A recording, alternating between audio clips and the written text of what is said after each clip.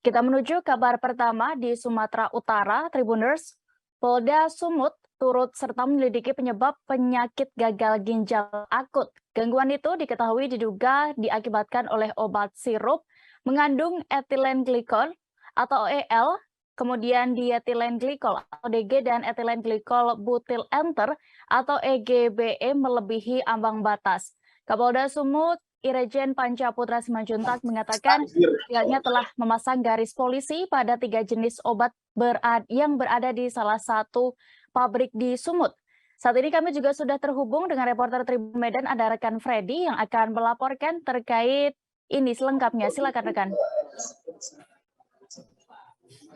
Ya baik, Dea dan juga pemirsa. Jadi memang Polda Sumut turut menyelidiki ya dugaan obat-obatan yang diduga pemicu sebagai penyakit gagal ginjal akut kepada anak-anak. Nah, kemarin Kapolda Sumut mengatakan bahwa pihaknya bersama BPOM RI telah menyegel ribuan obat yang berada di salah satu pabrik yang ada di Medan. Jadi memang di pabrik itu terdapat 3 jenis obat yang dilarang oleh pemerintah. Jadi memang ada 5 jenis obat yang dilarang, namun dari 5 itu 3-nya ada diproduksi di Medan. Nah, saat ini ribuan pabrik itu juga masih disegel oleh Polda Sumut bersama BPOM sampai nanti akhirnya menunggu keputusan dari pemerintah pusat.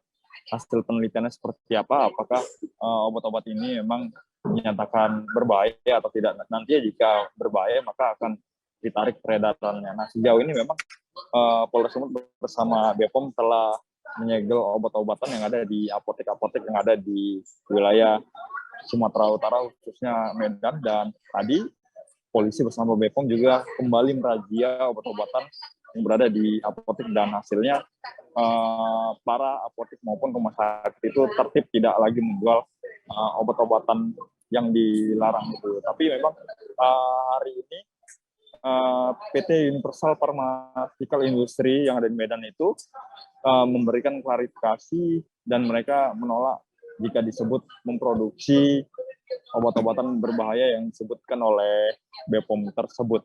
Begitu, Dea. Baik, terima kasih rekan Freddy untuk laporan Anda dari Medan. Selamat bertugas kembali.